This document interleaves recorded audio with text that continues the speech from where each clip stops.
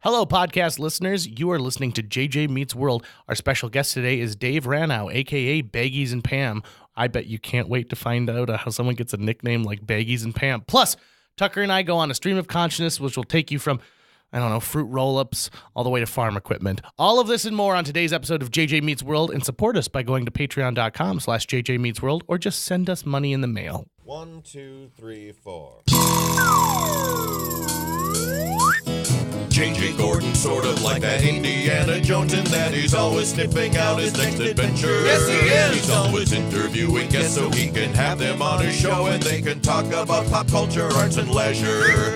J.J. has his flag unfurled and he likes his french fries curled, and he's fun and then he twirled as he goes to meet the world.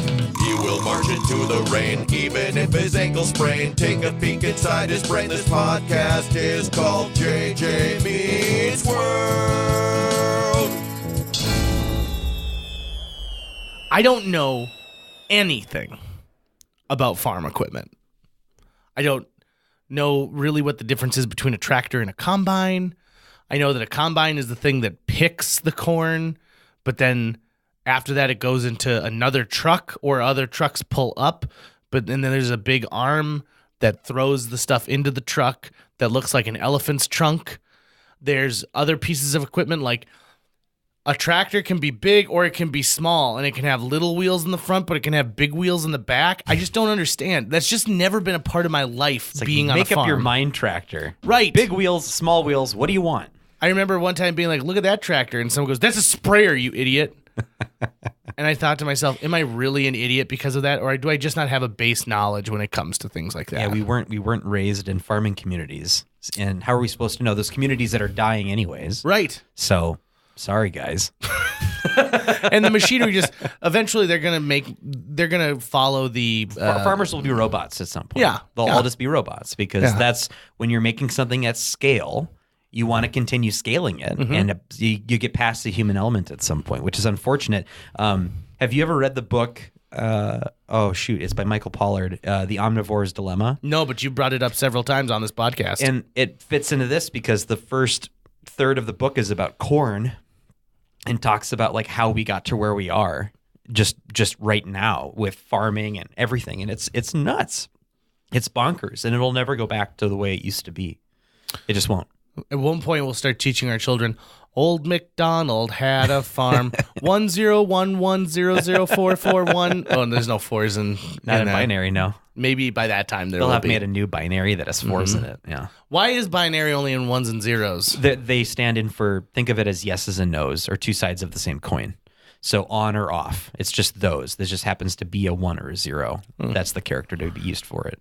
Do you like those flossing things that look like little tiny side or like the little individual. I love those things. Me too.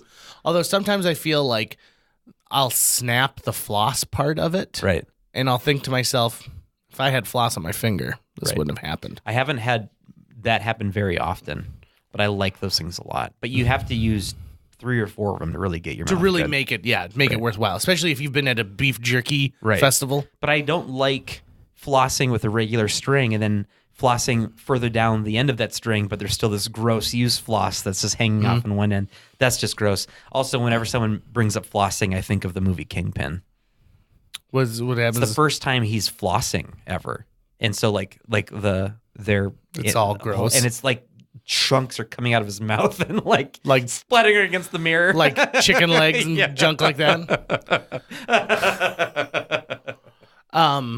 Beef jerky festival. Do you think one of those exist? If it doesn't, I would definitely go if I found out about it. Me too. I think that would be the type of thing I'd really enjoy. The thing is that we're all used to the beef jerky that we get in gas stations, but there's actually like higher quality, like primo beef jerky. My butcher makes his own beef jerky, and it's amazing because sugar is a huge part of beef jerky.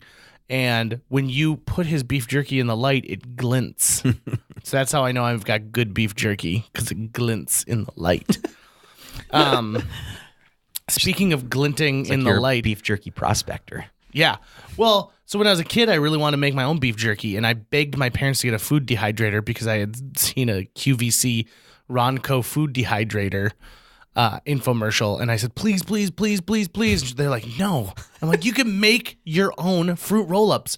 Think how much money we will save by me making my own fruit roll-ups. Think of the savings, Mom.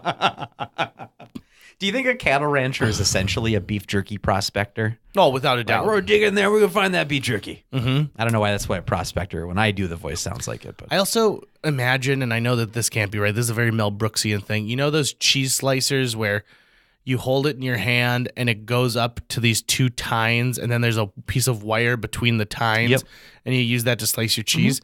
I imagine that's how they make beef jerky. They just slice off chunks from the cow.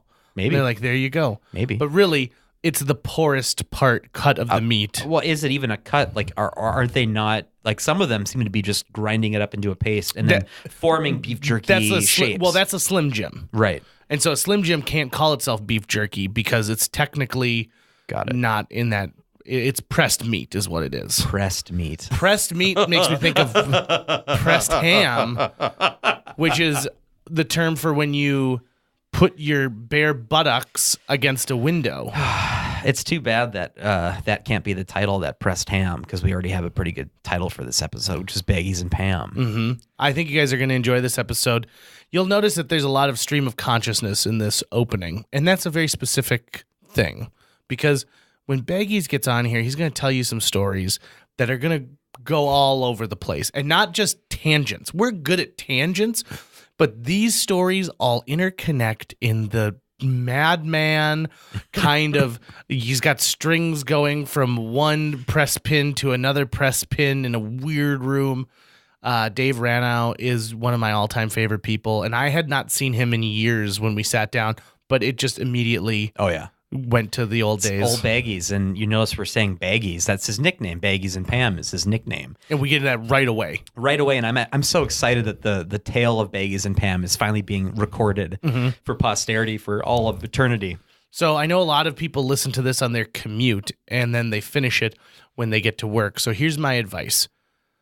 As with the Dave Brunsvold episode where parts are not safe for work, you're listening to this in your car, just sit in the parking lot at work until we get through the Baggies and Pam story. I think that's when the NSFW ends. But there might be more. I mean, there's other chunks there's of always it, but pockets of NSFW in our stuff. But if there's one part where someone from HR will call you in the afternoon for listening to this at your desk, it would be the Baggies and Pam story.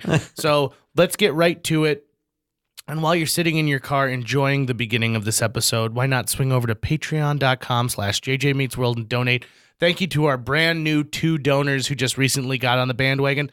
They're each donating $1 a month, which is $12 a year, which goes a lot longer than you'd imagine. Many, many hundreds, literally thousands of you are enjoying these podcasts, and you haven't given us a dime. And here's the thing. We're asking for it, but we're not demanding it. Patreon.com/JJMeetsWorld. Sit back, relax, and enjoy this episode of JJ Meets World with Baggies and Pam, a.k.a. Dave Ranow, and his girlfriend, Afton. JJ Meets World. So normally we don't comment on the positioning of the episodes and where they take place, but I think it's important to note that the episode right before this, featuring Dave Brunsvold, he tells a very off-putting story that is very juvenile and about poop. Flash forward to this episode, featuring my old friend Dave Ranow. And Afton, who I'm just meeting, and I don't know your last name, so I'm just going to leave it at Afton, kind of like a Cher or a Madonna type Prince, thing. You know. Oh, is that what it is? No. Prince? Oh, no. So your Prince last name's not Prince? Prince is another single named artist. Yeah. Okay, I see what you're going for. I derailed it. You keep going. I thought all of a sudden her last name was Prince, and I was like Diana. Anyway. Dave, I never call Dave. I call him Baggies. We worked together at the Fargo Theater when Tucker and I were both there. And let's just kick this episode off by telling people why we call you Baggies. All right. Well, I'm so excited. I want to preface this story by saying that, I am not a participant in the events of this story. I am merely the storyteller. So I told this story at a 48-hour film competition, probably at hour 42. Yeah, it we'd was been up. very towards the end. We were all pretty loopy. Yeah, and it just people fell off the couches they were sitting on. So when I was in middle school, 7th and 8th grade, we had activity nights. There was a dance. There was a gym with those big inflatable like Velcro things. Cafeteria was open. The computer lab was open. After I left middle school, they changed to activity afternoons. And the reason why is because at one activity night, a chaperone caught some kids in the bathroom having anal sex. And here's the urban legend part of it, using sandwich baggies and Pam cooking spray as condoms and lubricant. Now, my dad was teaching at the school at the time, and I think they had to send letters home. So I still tend to believe it. Did the letter say anal sex? Because you said that before the legend part. Like, it's confirmed it was anal. Well, I've never actually seen the letter, but... So I remember this story being told because I was in the next room editing, and I heard this burst of, like, people going nuts in the next room, and our friend Jeff Casper going, oh, Baggies and Pam. And so Jeff starts calling Dave Baggies and Pam because that was, he said they were using Baggies and Pam, and sandwich Baggies and Pam. And so Dave's nickname for a while was Baggies and Pam, and then that just got truncated to Baggies. Which is really just a great nickname when you think about it. It is. It's got a rich history to it. Well, of Baggies course, rolls off the tongue it does. really easy. It does. I mean, that's what you're in my phone as. You know, I went to school up here, and I think only maybe a small slice of people called me Dave, because I also called Doug, my roommate across the hall. They're like, who's that lives across the hall with Wills? Is it Doug? And so then they all just started calling me Doug. Oh, so you've So never I've gotten got to go Doug by your name? and Baggies. So whenever I come to Fargo, it's never Dave. It's Baggies or Doug. Doug seems disrespectful to me because it's so close to your actual name. You're Yeah. like, you guys, you could have figured it out. I'll respond to anything, really. Yeah, it's So. probably true there. Yeah, Hey, you remember that like sort of romantic night we spent together in Chicago? that was amazing. It was amazing. We had this. So we drove down to Chicago with Prairie Rose along with us. Who I think you should have on this podcast. if We've you- been trying. Okay. She's been big timing us. Yeah, she's Yeah. been hanging out with the Incredible Hulk. Yeah, I saw that. Yeah. And She's Dave like- Matthews. Yeah. I mean, let's What? not forget Dave Is Matthews. she still in Fargo? I'd love to see her. She's if I'm still up she's here. still in Fargo, but and she might be right now. She doesn't We were big-time trying to me. get her on the podcast a few months ago, and then schedules didn't work out, and then she had to be out of town. Sure. But she said she'd be back this winter, so she might be back now. I'll drop So her we'll a line. see, or we'll have to Skype with her. Sure. Maybe that'll be the next podcast. Yeah. I don't think we've got a weird, disgusting story though that she can tell. Maybe No. there's a couple. There's got to be something. So we take this trip down to Chicago, and we're staying at my friend Jared's house, who wasn't there. He came late, like Yeah. the day we left. Yeah, like he was out of town for a while, and so we're using Jared's bedroom, which is not the cleanest place in the house, but it's the only like private area of the entire house, and so that's where Baggies and I put down our stuff.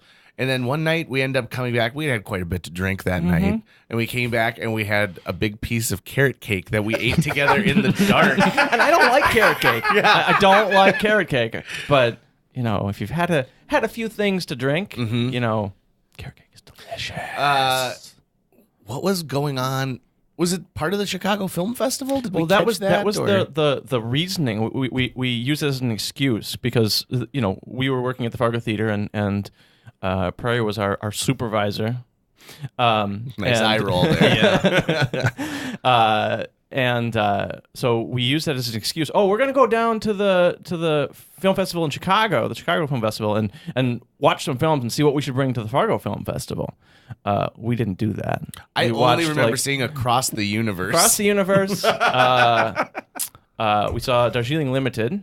Oh, And then that was a good choice. the last film of the night, longest film of the night, and we're all tired from driving and watching movies.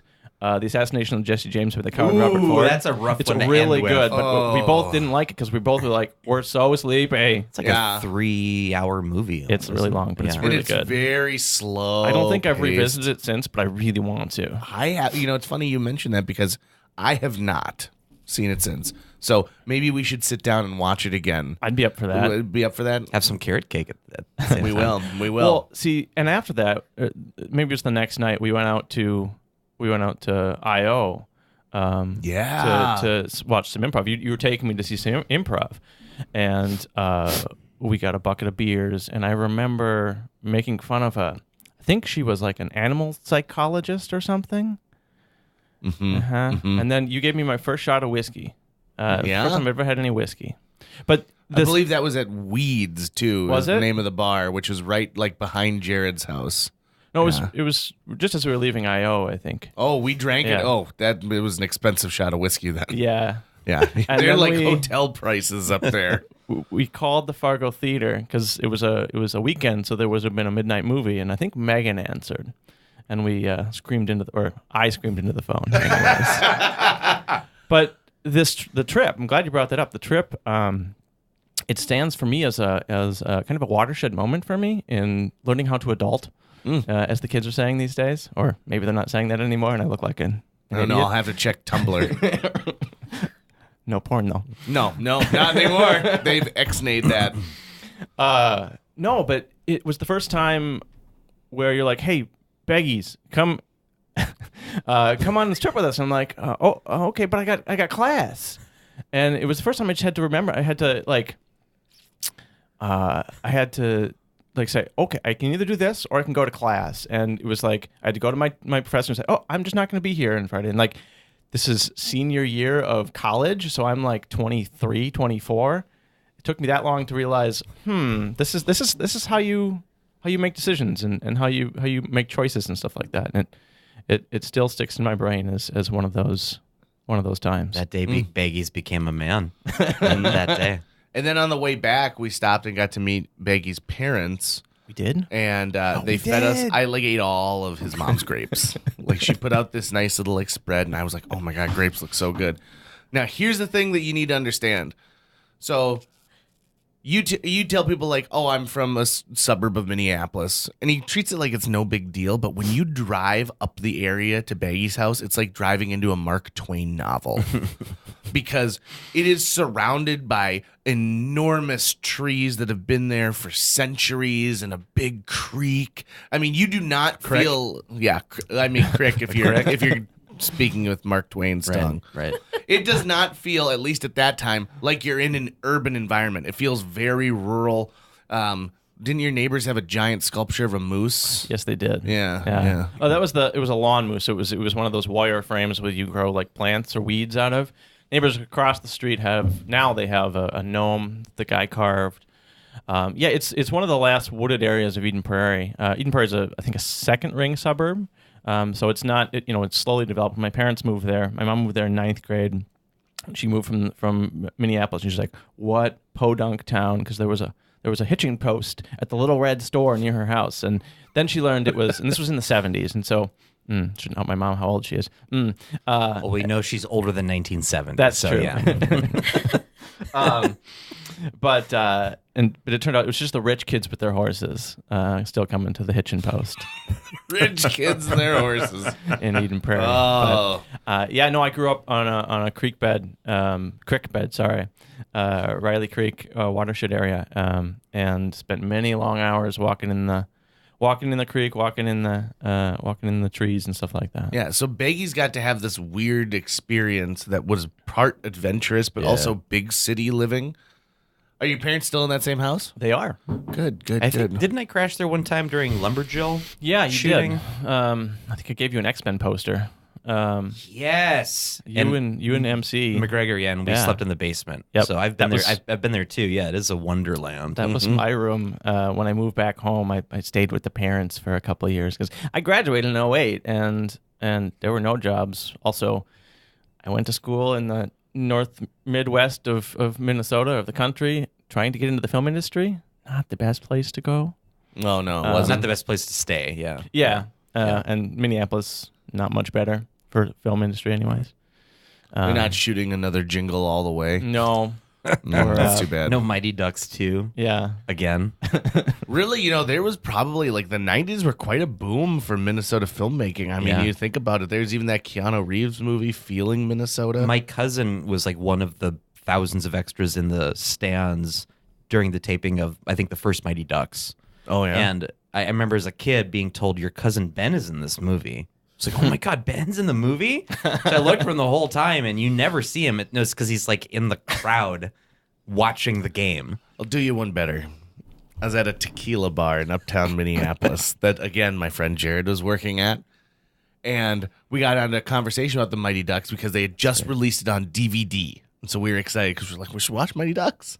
And he goes, I don't know if you guys looked down at the end of the bar and look at that bartender. And I was like, yeah. And he goes, that was the bad guy from the Blackhawks in the Mighty Ducks. And I was like, what? And they're like, sure enough, it was the kid who like gets too violent as part of it, and he's part of the cake eater crowd, not Banks, who ends up moving over to the Ducks after some gerrymandering had taken place, but the kid who still was on the Hawks.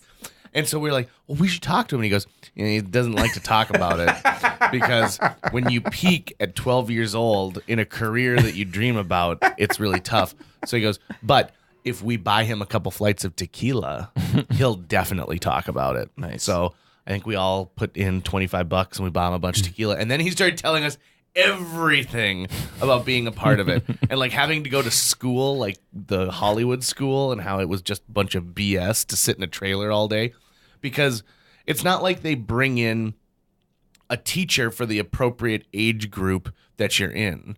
They have all these kids who are a myriad of ages, and they have one teacher who's like, okay, well, we'll talk about colonial USA today. And so it's way above some kids' heads, but below the other like learning level of other people.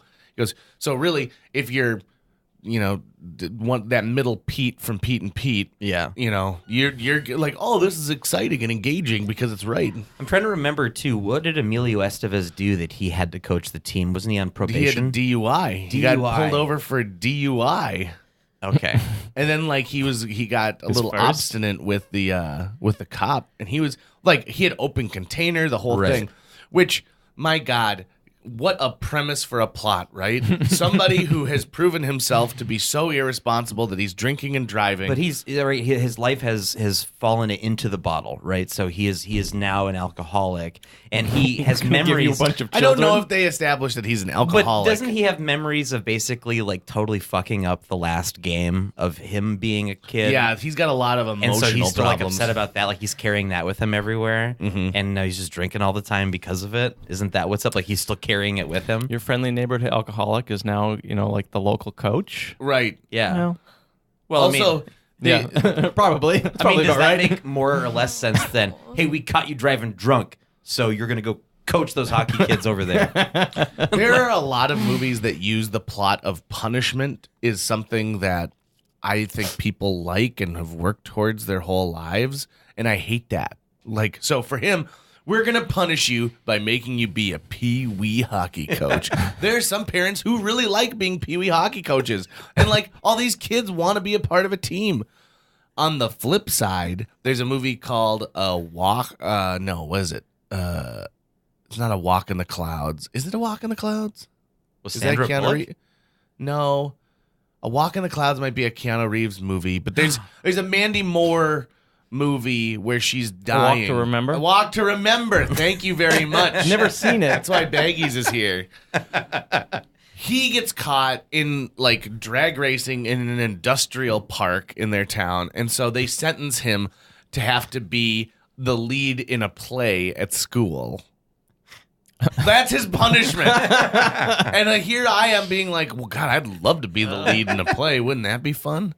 And you are. And I am now, and it's very exciting. I'm excited for you guys to come see the show tonight. After we haven't heard anything from you, and I want to make sure that you get included in this. She was Okay. emoting a lot during the Mighty Ducks conversation, so I think she has a Yeah, lot do you to have say something about to say about Mighty Ducks? Not particularly. What about Mighty Ducks 2, D2? I haven't seen that. Oh, the third one maybe, where they go to college? But No? Nope. Yeah, I skipped the second and went straight to the third. The second featured Kenan Thompson. Yep. and he had the knuckle puck. I remember waiting in the lobby, a full lobby on opening day of D2. Like the place was it was like Star Wars packed. It was crazy how big Mighty Ducks 2 was. Maybe, Disney's got this new streaming service that's coming out, and they're having all these different Disney series. Plus. Yeah. It was so popular it had its own Ninja Turtles knockoff cartoon. Yeah. Really? The Mighty Ducks cartoon where they were mutant ducks. Who are also hockey players. We're also but, hockey players and superheroes. but then their stadium opened up, and then they flew in a spaceship and then fought like crime. So like the brand, the idea Oh, yeah, was yeah, so yeah. popular Yep. that they then made this like cartoon about it. Yep. Ew. I remember it. I've And, like- watched a couple episodes. Yeah. And there still is a team in Anaheim called the Mighty Ducks. Ducks, Now yeah. they use a different logo than what's used in the movie, but it is. I believe the team is owned by Disney, and that's why they're called the Mighty Ducks. Greatest So- hockey movie of all time.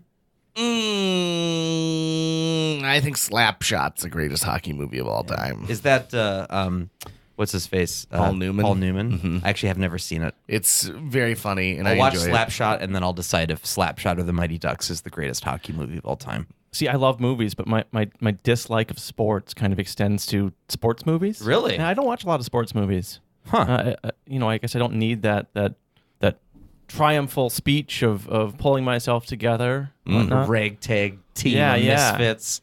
So this is a good segue into this. So we worked together at the Fargo Theater, and of all the projectionists I ever knew at the Fargo Theater, you took the job more seriously than anybody else. And I think it's Pressing partially, company included. Yeah, really. Oh yeah, absolutely. I think it's partially because you have an amazing work ethic, and that's something that I've always really admired about you throughout the years. But I think also you have a love of the feeling of celluloid tangible film. celluloid, yeah. Mhm. That is almost unmatched. Do you remember what it was like to build up and tear down prints? I didn't do a whole lot of that just because I was nervous that I'd screw it up. But I don't know if I should say this in the podcast. I did liberate some old film trailers when I left. So did I. I have like a Honey, I Shrunk the Kids trailer. Yep. I have, I think, Star Trek 5. And That was that couple other Undiscovered things. Country? maybe it was 6 because it wasn't Undiscovered Country. I don't remember. Anyways, and I had a whole box full of them. And you know what's worse than moving a box of books? Box of 2-minute celluloid film trailers. They weigh And about you a million helped me pounds. move a couple of times. I think you helped me move back to the cities when I left Fargo. And yeah, no, I love film history, and I love just we would have tours of like student, like little kids come through, and we'd kind of show them upstairs, show them the projection booth, show them the old film trailer, and just I love working in the Fargo Theater. It was built in 1926, and just if you go down that basement, everything is still there. Yeah. And it's just I love being in that building because it's just full of history and full of just, mold. Memories. So, your love of film, has it carried over into your adult life? Do you go Well, see a lot of movies? I Do you don't have a watch as collection? much. Are you streaming? Afton, if he ever says anything wrong, by the way, feel free to correct him. Yeah. Like, you okay. do watch a ton of I movies. don't. like, he has all the Gilmore Girls. I don't go to a lot of movies. I'll watch stuff at home. I'll get stuff, check stuff out of the library and watch stuff. I'm watching a lot of TV series. I'm rewatching The Wire right now. It's always worth a rewatch. It's really great. Holy crap! And I don't know why JJ's laughing though. Because I just remembered the last movie I saw with Baggies. Do you remember the last movie we saw together? something at the Uptown on the Lagoon. Did you come down and see a movie? We saw plenty of movies at the Uptown and Lagoon. But the last time I saw you is when we drove out to that AMC and saw a good old-fashioned orgy.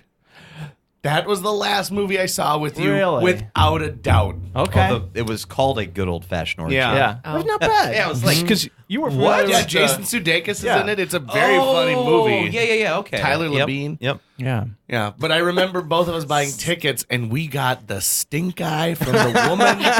Oh, boy. And I think maybe 2 other people were in that theater. Yeah, it was that did not have a long run. And I think it was that same weekend because I drove down there because I wanted to see The Artist, and we went and saw The Artist at the Eden Prairie cinema, right? Well, maybe the Edina. Edina, yeah. And we ate at the French restaurant. I remember we had at frog that French legs. restaurant. Yeah. Baggies and I have had all these little romantic nights. They sound very fancy and They romantic. were very fancy. But we saw a good old-fashioned orgy that Sunday when I was getting ready to head out of town. Okay. All right. It's really important to begin with the film, A Good Old Fashioned Orgy. Yeah. Anytime you say that. And That might just be the episode title. You don't know. A Good Old Fashioned Orgy. You don't know. Could be. Well, So that Baggies can be like, Mom, you should listen to this podcast I'm at. oh, people are going to be listening to it. Coworkers. By the way, you were JJ, this was left for us, and this was underneath the door. It's a penis It's monster. obviously, like I thought that maybe like Afton had drawn it. This picture of a. Does it have a name? Not this time. Not yet. Oh. It's also on it's not a full sheet of paper either. Like somebody ripped a piece of paper out. And the thing is somewhere that else. there's like a suspects list of a number of different people that could have done this. I have no idea. But Oh, anyway, it's not from like an unsigned, huh? adorable child. not that I'm aware of. Oh, okay. I have no idea. It was in the room. Someone had slid it under the door. Sneaky. So, anyways, yeah, it's a sort of like a combination porcupine penis Oh, brontosaurus. That's Yeah. That's screaming. an accurate Yeah. description. That's screaming. It's angry. It's I'm angry. sorry, a patasaurus. They don't call him brontosaurus anymore. Anyways, continue, JJ. So, you were also the first person who said, "I think that The Artist is going to win an Academy Award," and I was like, "No, a silent movie in black and white. Yeah. no chance. This will be something that just kind of fluffs by." And then 3 months later, it won Best Picture. Mm-hmm. So, has that guy gone on to do anything? That guy who was in The Artist? I know he's French, so maybe I he don't does know. a series of French movies. He had something like right after it, but I want to say it was like a romantic comedy or something that didn't go anywhere. Like he got paired up with some prominent actress, but I can't remember what it was. Then it after just that, didn't pan out. I think so. I believe that's what happened. But Baggies, who's the most overrated actor you can think of? Oh. Oof. Afton, I'm going to ask you the same question, so get ready. Okay. I've got mine in my head. Okay. Overrated. I don't know. Okay. Yeah. Think on it. Yeah. Tucker, you're ready. Russell Crowe. Ooh, Yeah. that's good. Russell Good Crowe one. is super overrated. Oh my goodness. How do you think that he got past the people who are like, no? Here's the thing. I think he like saw them- Ridley Scott like curb stomp a homeless guy one night, and now he's just got work for the rest of his life. Guess I think that's what it is. I think he's got some secrets because he's someone who goes out and he's fighting around the world and he's drinking and having Making good movies, times. And making he songs. probably saw people in power do bad things, and now that's why he has a career. I remember the last time I saw a giant vinyl poster for a movie that flopped and watched the movie theater employees take it down fast was Master and Commander. Oh, yeah. That thing had hung up for like 4 months, like leading up to the opening. And after the opening weekend, I saw them up there like, gotta get this down. At least it wasn't. Was it Tale of the Dolphin? What was the one that we had? Dolphin Tail. Dolphin. No. That's the one that was good. The one that we had at the Fargo Theater. Oh, Yeah, yeah. Eye the- of the Dolphin. Eye of the Eye of Dolphin. the Dolphin. So We just stopped in the Fargo Theater last night. And I was talking to the guy. I'm like, you got good movies now. You guys Yeah. play, good movies. And I told him about the Eye of the Dolphin poster, which had on it, I think you've mentioned this on the podcast Yep. before, a review from an Angel Fire website. had the full It's like, website. This movie is great, says user angelfire.com Lots of- /ND Lots of black /2 backslashes and forward slashes there.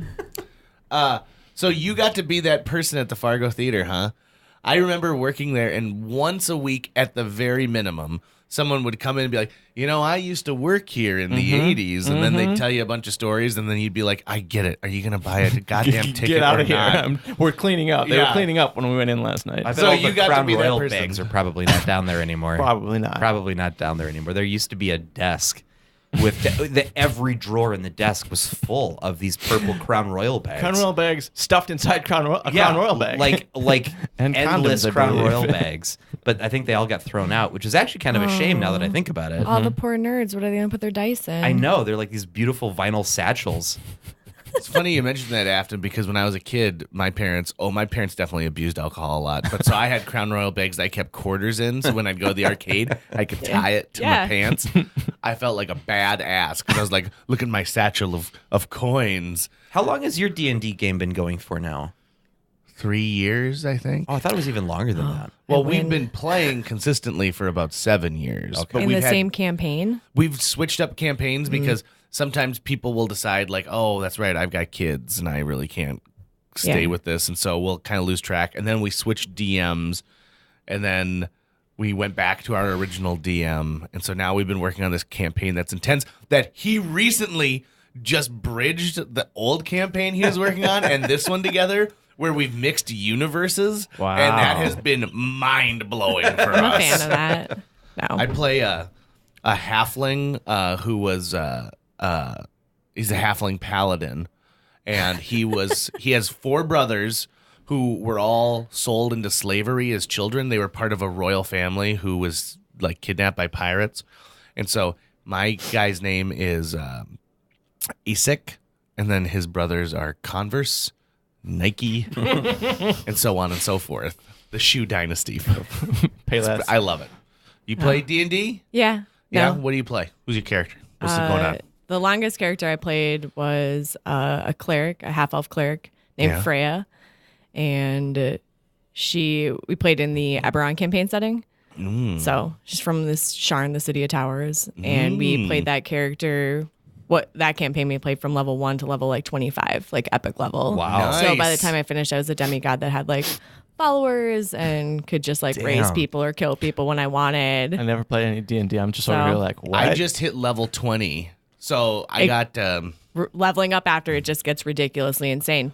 I believe that. So I you Why know have things? That deck of cards, you know what I'm talking about? Like it's a legendary like item where you can draw from this deck of And you cards get- and either something amazing or something, horrible.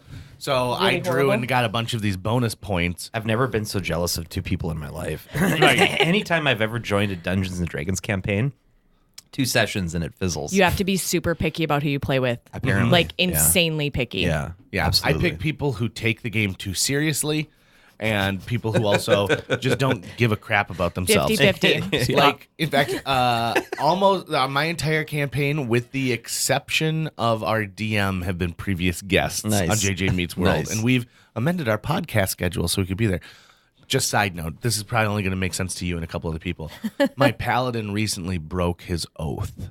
Oh no. Yeah, so my everything flopped on its side. Yeah. And so you end up with these new amazing abilities. Yeah, but I was then like, are you going going to to embrace it or are you going to try and fix it? I'm going to embrace it. In fact, Yeah, great. my soul's been promised to the devil, but he's giving me 1 year to collect as many other people to try and barter for my soul. So now I've got to like doom people to Sweet. damnation. It's been so much fun. And we decided we played each other just like in the Ingman film, The Seventh Seal. Mm-hmm. And we played Yahtzee, Bring and me I into the lost. conversation there. Nice. Right? You like that? it's Igbar Bergman. Yeah, geez, JJ. Oh, sorry. Ugh. Sorry. Ugh. And it's not in a fantasy setting. It's in medieval Europe. Is it? Yeah. Yeah. It's during the plagues. I haven't watched The Seventh Seal in a very long time. That's why death is there, is because the countryside has been racked with disease and everything. Everyone is dying. So that's why he's there. And then that knight errant, who has returned from the war, I think he's you could read it that he's effectively battling the disease. And when everyone walks off with death at the end, that's because that's where they go. Let's Max bring von this Sydow? conversation. Yes. So, let's bring this conversation full friggin' circle here, okay? The Seventh Seal was parodied brilliantly in Bill and Ted's Bogus Journey, where the main villain is an evil dude in the future who does not like rock and roll, who was also in the first Mighty Ducks movie Nice. and owned the skate shop. Well done. Well done. Boom. Or was it the second one? No, it was the first one. It was the first one. Because the second one, they replace him, and I don't think Kids, he get out died. of my skate shop. Is he's like that? I don't remember this character at all. He owned the skate shop and like he knew Gordon Bombay from his childhood, And so he let him like sharpen skates and then go skate out on the pond behind his skate shop. And then they bought all of their equipment there. So really, he was just playing the long con to make a big sale. Right. Yeah, that's good business. And then in the second movie, I don't know if he's supposed to be dead, but it's like his brother now who's running it. That sounds like he died. I don't know if he did, though. Yeah, but if you're getting rid of a major character like that and he's not there, I'm just thinking he's dead. Maybe he's too busy filming Bogus Journey.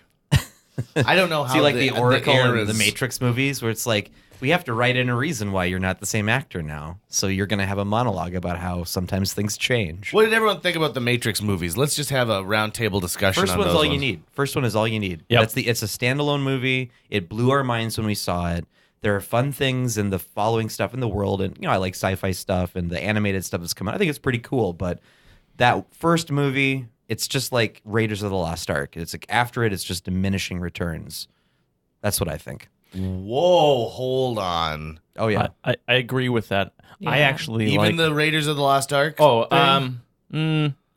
You think Not Raiders so of the Lost Ark isn't the best Indiana Jones movie? I don't. Oh my God. I think Last Crusade is the perfect Indiana Jones Did movie. your parents teach you to be wrong at an early age? No. Or have you always just been so every- infantile in your movie choices? Listen, I'll tell you why. Every part of that thing is perfect because not only do they bring the Nazis back, and that's what we want to see is Indiana Jones fighting Nazis, but then Sean Connery as his father adds a brand new dynamic to this character who we know is a total badass, but then you're reminded is still somebody's son and still has to say, yes, sir, okay. And then it brings in this family element that I think when fathers and sons watch The Last Crusade together, there's something magical. They perfectly write Indy in that entire... I can't believe that you're saying that. What? Raiders of the Lost Ark is objectively superior. Science can prove it. Really? Yeah. What sciences? I'm going to get them, and they're going to come in here, and they're going to tell you All how right. fucking wrong One you of are. them's got to be a botanist. The best thing about hyperbole is that it's fun to use when the stakes are non-existent. So it's like, I cannot believe you would be so incredibly wrong in your mind, heart, and soul about the Indiana Jones movies. No. I gotta say I really like being here and doing Watching this us podcast. have an argument? Well, it's so great because I don't get up Fargo Way very often, and so I don't get to see you guys much anymore. And so listening to the podcast has been a lot of fun because it really, you had Sabrina on, who was another of our coworkers, the Fargo Theater. It's like old times. Yeah. Mhm. It's kind of the it's the Hangout. It's the modern hangout. It's the modern reunion. This and Facebook. So.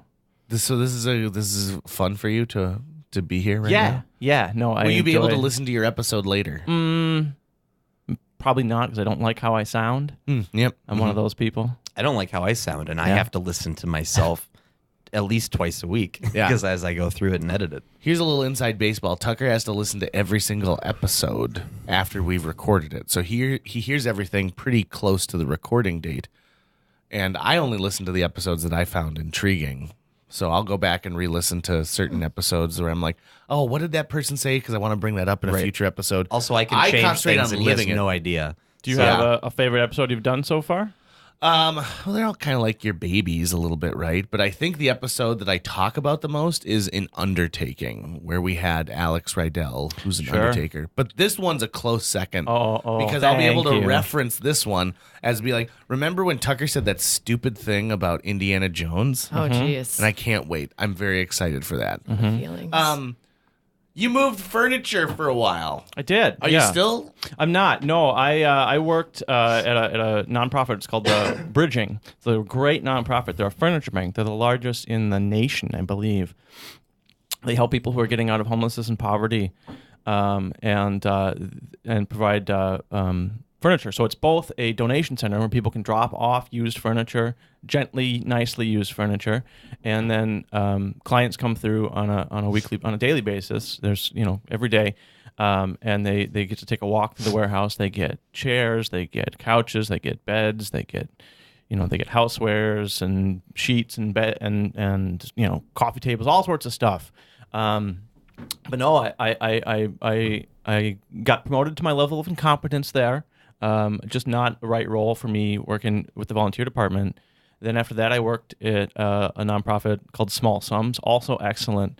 They help people who are homeless but have a job or a job offer, and then they get them people, they get them things that they need to start their job. So work clothes, work shoes, bus passes to get there. That's really important. It's filling the gap. So everybody's really excited. Oh, you got a job. Great, great. But if you don't have those things that you need to start the job, it's you're not gonna be able to keep the job. And with a population that's so vulnerable like that, it's a really great, not often seen little gap that they fill, and for not that much money. But now I'm currently working at Veep. It's volunteers enlisted to assist people, and we're primarily a food shelf. We serve Bloomington, Richfield, Edina, and part of Minneapolis down in the southwest suburbs. And it's a really great experience. And I've been in nonprofit for 5+ years, really thanks to previously mentioned Prairie Rose. She's somebody who, working with her at the Fargo Theater, that just watching her work in nonprofit, she's just a tireless supporter of her community, and just being able to see that it's another way to make a life really kind of stuck with me. And so kind of fell into nonprofit work kind of backwards. I started as a volunteer and moved into the warehouse at Bridging as an employee. And yeah, no, it's great. And I'm back living in Bloomington and serving people in Bloomington. So it's great to serve my community. And do you think Minneapolis is going to be where you hang your hat for the rest of your life? I'm getting comfortable with that. I love, for a while, I wanted to live in England for a while. And it was actually on a drive up to Fargo. I was like, looking at the hills and the pastures. I was like, I want to live in England for a while. Never did, because I had no job and no skill to get a worker's visa. But as I continue to go up to Duluth, I would miss the North Shore. I recently hiked along the entirety of the North Shore. Really? And I would miss it. Yeah, I did the Spear Hiking Trail. So it runs from the Canadian border to the Wisconsin border. It comes down all along the North Shore. And just this last summer, it's a 310-mile footpath, and it took me 3 weeks. And hike the whole thing, and so I would miss it if I left. So I think I'm getting comfortable with saying this is going to be where I reside. That's how Minnesota. we know that you're the true man here. JJ are indoor kids. That would never happen. Maybe if it was a VR experience, I could do it. Sure. No way, not even 310 miles on a VR experience. Yeah, if I could do it in one night, if I could be flying like Superman, and I would just fly over it the whole time. Yeah, that's how I would experience You could have a Cheetos break. Yeah. I had some great assistance from your previous guests, Mike and Val. They live about 4 miles from the end of the trail, the southern terminus of the trail, and so they let me leave my car in their yard for 4 weeks. They met me. They took me up to the top of the trail, hiked with me to the northern terminus, and their dogs, Winston. He was on the podcast too, right? He was Winston was Winston. here. He went hiking with us. He got up to the northern terminus, and then Mike met me at the end of the trail and hiked with me to the end of the trail. So it was a great experience. It had been on the list for quite a while, so I was really glad to just kind of buckle up and do it. Work was great. It's 3 weeks off from work, and that's a bit much. I had the PTO saved up, but they were really great about it, and they sent me, they packaged me a bunch of letters that I could open each day and give me a little bit of encouragement. Yeah, it's really great. So it's a great place to work, and they think they're thoughtful like that, which is great. I always enjoy hearing stories that I can live vicariously through, because I'll never hike that. I would die. And also I'd be there at like the highest bobcat or cougar season. And so you'd never even find my body, which wouldn't even be fun. Wildcats smell this kid coming from like miles away. They can smell his fear. Yeah. Oh, without a doubt. Afton, do you enjoy outdoorsy stuff? Yeah, to an extent. I like to cross country ski and hike about and canoe and kayak and things like that and swim. So like your dream is like if you could cross country ski to like an open body of water. None of those things. Canoe it. No, none of those things. I'm not that much of an outdoorsy person. Still like having like a toilet and a refrigerator for the most part. and a bed. I've learned outdoorsy things are fun. They're more fun when you have people who really like them, because their enjoyment and excitement is contagious. So then you're happy to be there because they're happy to be there. I like when I have friends who already own the equipment. That and so too. I don't have to purchase it. So Yeah. like I imagine you've got a camp stove. I've got myself. I've got a lot of equipment myself. My brother, he's a we grew up in Scouts, so we're huge campers, and he hiked the McKinley. His wife is kind of a wedding gift, gave him an expedition up McKinley, so we had to have all this lightweight stuff. So I just took all of his lightweight stuff, and then my parents, my uncle who passed away, he worked at Hoygaard's, which is a camping store down in the cities, his whole life. So he had a whole bunch of camping stuff, and so my parents, they're my outfitters. So I don't have to own any of my own camping stuff. I'm just like, hey, taking this. It's really great. What did you bring that you thought, I'm going to need this, that you turned out not to need at all? Well, the jacket that I'm wearing currently today, which is very helpful, I'm glad I bought a down jacket because my friend who did a through hike, that's what an entire trip's called, the through hike, if you're doing the whole trail. She did it, she finished the week before I left. And so I quickly glommed on her in between that 1 week there, and I said, tell me everything I need to know. And she was like, it gets cold at night, so make sure you have some warm stuff. And I didn't have enough warm gear. So when I was up in Grand Marais, I stopped at a shop and bought a fairly cheap down jacket. And I used it once, I think, it was just to justify buying it. Mm-hmm. But I'm really glad I have it because it's super warm and it's cold up here in Fargo. Yeah, it's not this cold in the cities right now. No, it's freezing. In fact, we got some snow yesterday, and I think we've got more snow on the ground than you guys do. Probably. Yeah. We prefer wind and wind chill. Sure. In Fargo. Yeah, we're 44 minutes in and we're finally doing weather talk. That's pretty good for some Midwesterners. It is. That's pretty good for some Midwesterners. Why do you think it takes so long for people from Minnesota to say goodbye? Oh, To say goodbye? Yeah. Oh, well, you mean the Minnesota goodbye? Mm-hmm.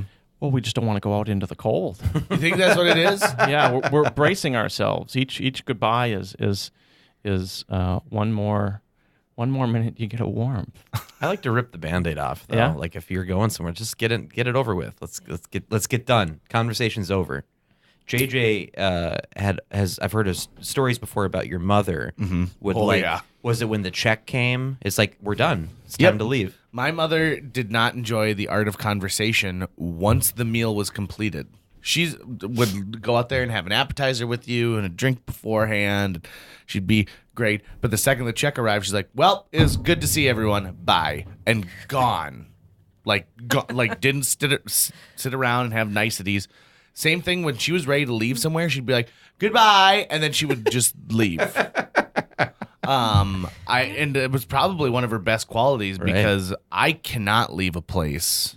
So you guys came to town to have a visit and you're seeing the Santaland Diaries as part of it. I can never get out of that place fast enough because I'll walk out and then I'll chat with people and I'll meet new people and I get a chance to have this one-on-one conversation, and then other people are waiting. So I figure, well, if they've waited, I should give them an appropriate amount of attention for the amount of time they've had to wait.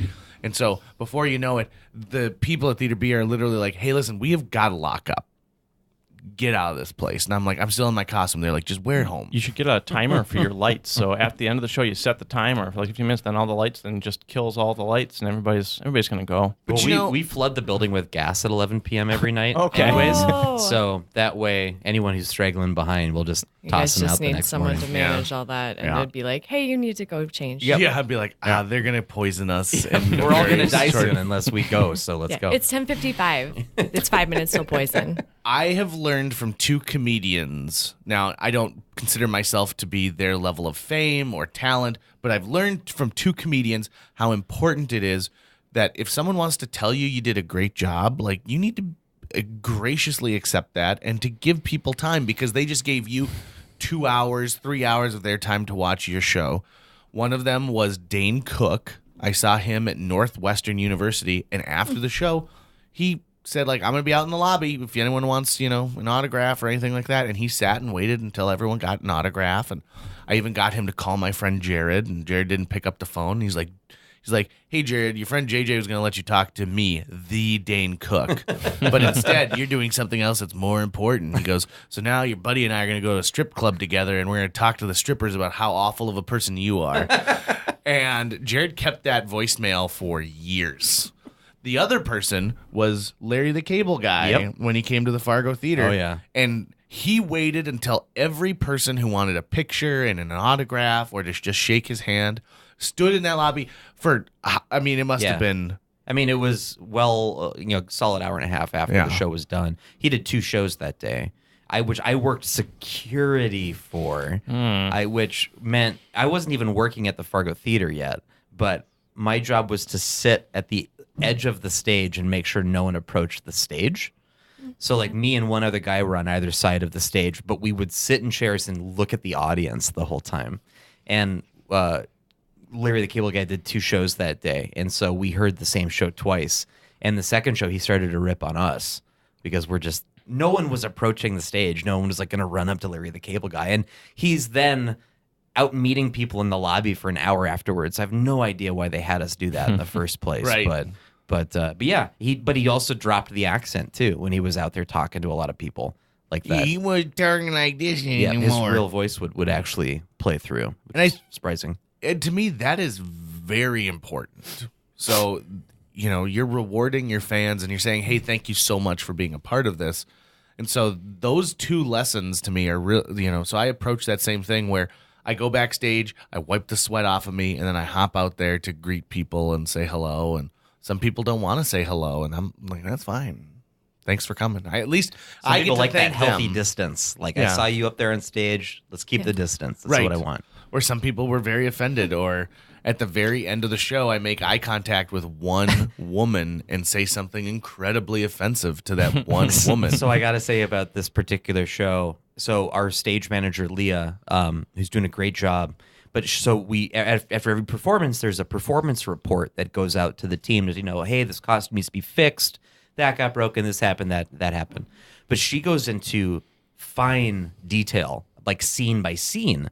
Like, the audience reacted this way to this. JJ tried this differently. So every night, I'm actually getting like a full report on like every moment in the show. And it's kind of awesome. Yeah. I'm like reliving the show and getting to hear some of it. But I heard the other day you crawled over the front audience row to get to another audience member. Mm-hmm. Had you done that before? I've done that 3 times now. Okay. And you guys will see. You guys will probably see it. My tonight. favorite notes are when she tells me that things didn't work. So like, yeah, that section fell flat. No one laughed at that this time. Or I don't think that Leah listens to this podcast, and we'll be close to the end of the run by the time she hears it. But at one point, I want to say, like, well, if you think that you can do better, I welcome you to hop up onto this stage. Well, to be fair too, though, I don't think she's saying JJ didn't do it good enough. Oh no, she is Really? because she'll She come is. backstage and give me notes. Oh, man. No, that's great.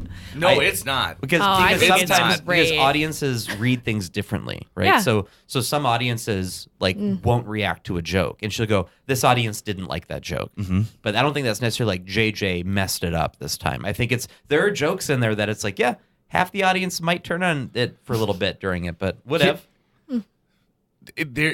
She keeps accusing me of breaking the Christmas tree, and I was like, I'm not breaking the Christmas tree.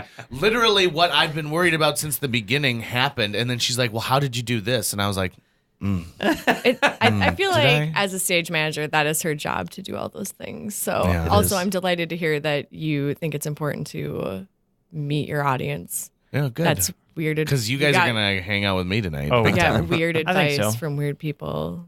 Yeah. That's I've not mentioned- something people learn as No. performers Yeah, usually. oh yeah. So. Sometimes they kind of guard themselves a little bit, and I also had this great. I maybe I've mentioned this on the podcast, but I met Jim Gaffigan when he came to Fargo. Oh, yeah. and I was over at my favorite play. Oh, this is another great Baggies story.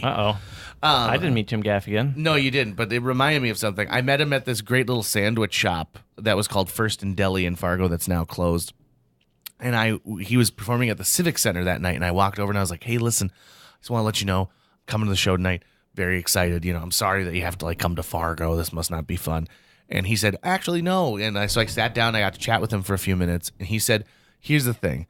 Anyone can sell out a theater in Chicago or LA or Miami, but when you sell out Fargo, North Dakota, you know that you've really made it. You're a household name. I remember the story. And when 2,500 people are willing to come to your show in Fargo or some of these smaller, what people consider flyover country," he goes, that is amazing. And he goes, this means more to me than selling out a show in Chicago. And I was like, damn, you're awesome. What's the Baggies connection? So Baggies and I were having lunch one day. I don't know if we were working on a Saturday or something like that, but we were on our way. We were at the Fargo Theater, and we walked down to First and Deli, and a bird had flown into the side of the building. It was the big glass Royal Jewelers building next door, and it was fluttering around on the sidewalk, and it was obviously very injured and distressed at what was going on. And Baggy goes, we got to help this bird. And the last thing I want to do is touch a bird. So we went into First and Deli, and Baggies asked them if they had a box. And so they came out with a cardboard box, and Dave put the bird into the box, and then we walked down to the river, and we let it go like in the wooded area by the river. That. And it walked away, and it like once it got righted kind of on its, and it was still babying its wing, but it was hanging out, and I think you even included something for it to maybe some eat. food, maybe some bread. I saved some bread from the sandwich or something. Yeah. You're a real Snow White. Well, I mean, it was going to get eaten. But, Or St. Francis of Assisi. Yeah. Gonna get eaten. Probably true. Yeah. So I remember doing that now that you talk about it. But That was one of just those most humane Baggies is moments. friend of bird and beast alike. Yeah. We saved, Afton and I saved a little squirrel once. We were on a date, and we came across this lady who was trying to shoo this little injured squirrel out of the street. And she's like, she didn't know what to do. And so we just scooped it up. Afton took off her sweater and scooped it up in her sweater. I had a shoe box in my trunk. We put it in the shoe box. I got boxes everywhere, apparently. Why do you want to put animals in boxes so much? And then we drove it to the Minnesota Wildlife Refuge, and and of course on the way we named it. We named it Ralfred. I don't remember its full name. It had more names. Ralfred Regina something. Yeah. But Ralfred, because Like a title? Like, was it like the Earl of something? Or No. It's just The Honorable. There were a lot I was of talking to variations. Afton about this idea of names that seem like they're short for something. Like Ralph. Ralph seems like it should be short for something. Right. And you've got the PH at the end of Ralph makes the F sound at the beginning of Fred. So you got Ralfred. Baggies is short for Beggarton. Baggerton. Ooh, I like that. I remember having to lie to Margie Bailey about why we called you Baggies. I remember this story. On the spot. Yeah. Because we were in the lobby doing something, and I said, hey, Baggies, whatever I said. I can't remember what it was. And Margie is either coming or going, but she's got her winter jacket on, like a big fur jacket. And she's this tiny little woman. And she goes, why do you call Dave Baggies? And just looked at me like, answer now. She's my boss. I wasn't going to say, I'm not going to tell you, Marky. So I had to lie because I wasn't going to say, well, he heard a rumor about kids having anal sex with sandwich Baggies and Pam in a bathroom. So I said, one day I saw him walking to work when it was raining out, and he had wrapped grocery baggies around his shoes to protect them. And I thought that was funny. So I've called him Baggies since then. And she went, oh, okay. That's a believable and walked lie. out. I was like, oh my God, I can't believe I came up with that. Wipe the sweat off your brow. Yeah. Were you both were working there when? So we had a printer. There was no Wi-Fi password at the Fargo Theater, and our Very printer, poor security. Yeah, our printer was part of the network, our copier that was up in Prairie's office. And the Wi-Fi was long enough where it clearly stretched across the street, and the people in those apartment buildings were using it for their own personal Wi-Fi. And then one morning, Margie came to work, and there was very graphic pornography and a lot of it that had been printed on this printer. And she had to take part of the day because she was so disgusted by it. And then, of course, this mini witch hunt begins of who in the building had done this. And being someone who brought his own personal computer to work several times, I was immediately questioned about it. And I said, well, no, it's because it's an open network. Like, I come in here all the time, and people have printed off like boarding passes that they thought they were sending to their printer, but really it was going to this one. And so after that, we put a password on it, and I think we chose like popcorn as the password. And it was like, oh yeah, movie theater. It's like the password of movie theater. Like Yeah. the password of movie theaters. But Margie didn't understand like how we consume porn. You don't print it off. You just and then it's there again someday. Like you save it if you want. Obviously, someone doesn't do that. See, Apparently, I think that they were doing it to be. they were razzing jerks. us. I think they Okay. were razzing us. And Here, they, Yeah, you guys that don't could put a lock on your on your Here's Yeah. an important lesson for you to learn. Send. yeah. Oh Print. man, what's your Print. Wi-Fi password? It's the same one that came with the thing. So it's a Like bunch of letters X, and Y, digits. Yeah, some Z, sevens. 11. Really? Yeah. I can Yeah. actually say mine because I'm planning on changing it now. So it's been Darmok _2, where the consonants have been capitalized and the vowels have been lowercased. For your Wi-Fi password? For my Wi-Fi password. Yeah. Wow. Darmok _2. What's Darmok? Darmok Angelata Tanagra. It's from Star Trek: The Next Generation. All right. And it's a phrase meaning teamwork and fellowship, I believe, something like that, because it was Picard meets an alien from a species who speak Oh, yeah. in, I've like seen that symbolism or episode. whatever. Yeah. They speak in English, but they don't speak literally. Everything is in either euphemism or analogy or something. Mm-hmm. And so Darmok and Jalad were two historical figures from his race that had teamed up at the Battle of Tanagra and had won the day. And so if you say to someone, Darmok and Jalad at Tanagra, that means let's team up. Let's work together Sure. on what we're trying to do. And Picard and this guy were both marooned on this planet. And so he was saying Darmok and Jalad at Tanagra. So yeah. Until Picard figured it out. And Picard figured it out eventually. Yeah. Yeah. Like they were able to, his arms open, his fists closed. Anyways. Well, I see you guys checking your watches. I know we got an end time, but I wanted to. I'm a fan of your show, right? Mm-hmm. And I just wanted to make sure I made a donation to your show. Oh. So I want to make a donation. He's taking out an actual wallet. Yep, got my wallet It's a here. trifold. It's a big deal. There you go. Oh! What is this? This is a coin from somewhere that's not the United States. I can tell because they've got a pretty lady on it. It's a 2-pound coin. It's gonna have to go with our shelf. This we'll is have worth to a lot. Can maybe Wolverine can hold it. We Put just his got hand. Wolverine as a gift last week. Thank you very much for this Should we donation. not be happy with Baggies. this? No, you're good. What's wrong? This means something. It does. Very important. It does. You want to talk about it? Sure. Go for it. Where's it from, JJ? Not going to tell you. Okay. Listen, this is my opportunity to meet you, Baggies, Oh, and for okay. you to share stories. And I've already made you talk about anal sex. Okay. So would you like to further spell this out? Sure. Well, it's a Because- British coin. Mm-hmm. And it's 2 pounds. I can't believe that you still have it. Do you carry it in your wallet? No, I got this specifically for Oh. this. Okay, good. Good. What is going on? Go for it. Man. What? My dear friend Trips, how you doing? He's referencing to our good friend who's been sending us stuff from all over the country. You're that guy, aren't you? I am that you guy. son of a bitch. You motherfucker! I felt you like played us something so was going big. on. Brent Tholomew. Brent Tholomew. Oh, my another God. name that is short for something.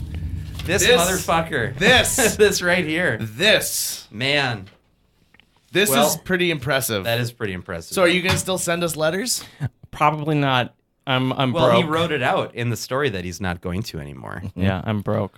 Damn it, we should So, have done some okay. analysis. So this opens up a lot of possibilities. You've heard us talk about I this, have. yeah, and you've probably enjoyed I've every time enjoyed we it, talk yes. about it. And I was always like, why is this guy just not reaching out? Like, it would be fun to talk to him. well, we were like, how did he get your address? He must have found it on the Linebender's website. Right. I asked your Mr. Feeney of the show, Greg Carlson. Oh yeah, I think he provided it. He did. I told him I was going to send you some Damn it. anonymous fan mail. But see, this goes back to your second episode with Mike Russell. Yeah. When he talked about art, the Jejun Institute he talked about, and just the different ways to consume art. And I got back into poetry and writing by sending my friends anonymous mail. They got the first poem and they knew it was me because they don't know any other poets. But and so I've loved the opportunity to send mail as a form of art, and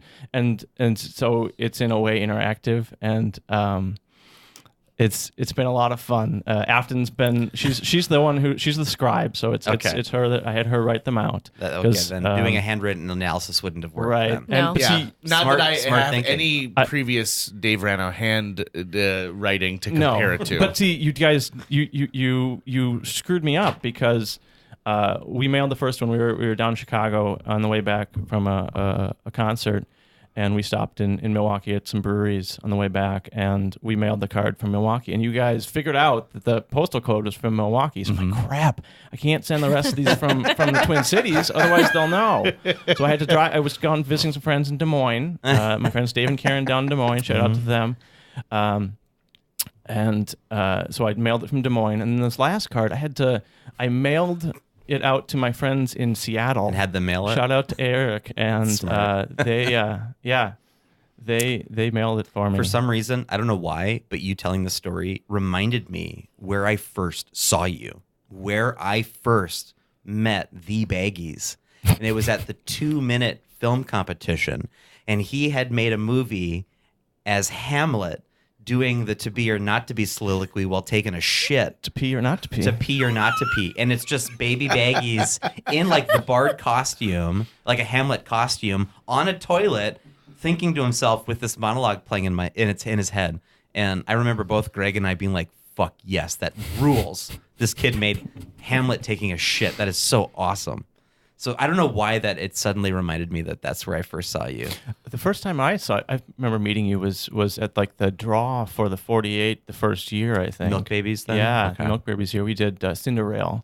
No, you were on Daisy Chain. Yeah. Right. Oh, sorry. Cinderella was Cinderella was the one Daisy where Chain. Baggies, You're right. Yep. where the name Baggies Yep. came out. Yep. Cinderella. That's right. Daisy Chain. Yep. The murderous ventriloquist doll. Yeah. And see, Tucker, I'm older than you by a couple of months. And Oh yeah. And I was so jealous of you. I've always been a little jealous of you because Because you wish you were fat. well, of course. Wish I was fat and short, like Tucker. Both No. have mighty beards. You've got a confidence about, particularly your directing ability Oh. and thank you very much. Your ability to create that I wish I had. And so I've always been a little jealous of you, Tucker. Well, thank you very much. I'm jealous So- of your physique. Oh, thank you. I want it. And you're, have it. you're jealous of me because as we bring that out, Well, my lust for life. as I said, I think I made a review of your podcast, and I think Tucker is a really good storyteller. But JJ, you are it's no surprise to anybody. You are a magnificent showman, and He's a force of nature. He's an elemental. you can't stop the man. That's right. And, You can't. The way that you immediately are able to bring people in, and just so welcoming, and that's I'm slow to warm up to people, and you're not, and thank you for that. Oh, and that's why we like This has having been you very around. kind of you to say, Brent Tholomew. You're welcome. Yeah. Finally, you get it right. You've been saying Bartholomew. Now, I got to ask, you were saying Bartholomew. Is it you're just too embarrassed to say Brent Tholomew? I wasn't 'Cause that reading it, doesn't so he was the one sound saying like it. an actual name. He was the part one of saying me- it, and I was just going off what he was Part saying. of me Was looks at Afton's it and I'm handwriting like, that bad? well, is it because I would read it and then you included Brent in the last one, right? Where it like strictly says that, but I was like, I must be reading this wrong. I must be reading this wrong. Side note. So my now wife, has been super creeped out by these Sorry letters, about that, by like, the way. beyond belief. And she's like, somebody in the world Sorry, Jill. finds your address and he's sending you mail, and she's like, and it comes with $2 bills, $20 and $2 bills. That's because $2 bills in a large sum is a ridiculous form of it currency. is, and I can't tell you the number of places that have declined to take them. Yeah, What? people think they're fake, Yeah. especially younger people. Yeah. But even people in their 30s and 40s are like, "Is this real money?" Yeah. It's funny because I was going to bring one of the $2 bills and give you one of the $2 bills Really? for this. And I decided not to because I'm like, well, I don't want him to accidentally, spend it and not have it be real. You got a $2 bill in your pocket. That puts me at an even 60, I believe. It Yeah, does. it does. Well, plus the £2 note. Yeah, but the exchange rate isn't quite the same, so I think it's less than £2. Doesn't Or is it matter. more? I think a pound is worth more than $1, isn't it? I don't I know. have no idea. I don't know. After I just know that Brexit? those Canadians, they've got money that's like on fire right now. So that's the ultimate play. And it's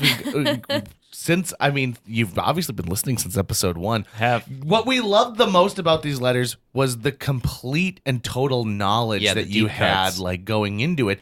Because once we started talking about this character who called us out on stuff and said like obviously is really into it, other people who approach Tucker and I have the same dedication to some of these things. Yeah. It's been really wild. This is amazing. Yeah, thank you for listening, Baggies. You're and thank welcome. you for both of you for coming on today. Heck yeah. That's awesome. So you guys enjoy the play tonight, and you can keep writing us letters, and you can sign them with I your might real do name. that. I might sign them Baggies now. There you go. Or whatever. We'll Jill, give you your own segment of the show. Yeah. Jill doesn't listen to the podcast, and I'm not going to tell her about the reveal. So any letter that comes will still creep her out completely. And I don't know if you noticed, but we do. I put did see those. Yeah, Yep, I saw those along with all the other wonderful toys you got up there. yeah, there's some good stuff That's up on really our great. shelf these days, and Some like, of them are gifts and some of them are things JJ had in storage. But eventually, I think my wife said I had to take out of the house. right. But I think eventually too, now that we're getting more gifts as people come to the show, we might just have to create like a panel of things that guests add to it. Yeah. That they just bring and they're like, I'm going to leave this here. It's going to stay on the shelf and it's part of the menagerie. So, anyways, All right, well, you guys go enjoy Fargo. Will do. Heck yeah. Thank you. Thanks for being here.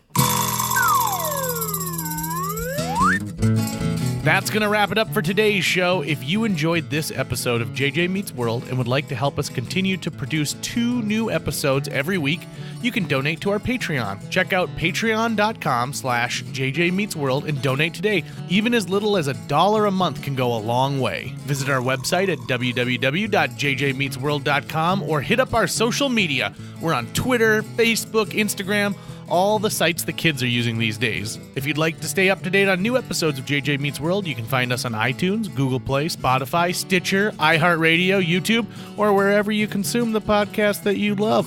JJ Meets World is produced every week by Tucker Lucas. You can find out more about Tucker's work by checking out www.moonbasemaria.com. If you want to get in touch with your host with the most, go to linebenders.com, and you can find direct contact info for JJ. Sometimes when I don't want to talk to people on the phone, I just tell them, oh no, there's a lost dog. I gotta help this dog. And then they think I'm a better person for it. You're welcome.